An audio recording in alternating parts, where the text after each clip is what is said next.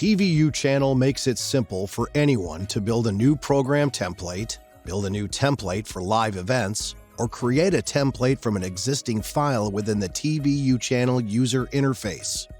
In addition, using a template allows you to create a program for a single day and then apply it to as many future days as you wish without recreating it each time. To build a new program template, first, click Scheduler at the top of the window. Next, click the Program Template tab. Then click the plus icon. To start a new template, select With an Empty Document. Select the Media drop-down menu in the Live Reference Media field and select Media.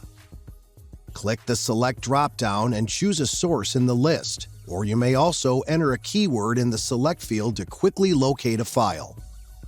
The program name field will auto-populate. Then, if desired, you can enter another program name. Finally, click the Save button.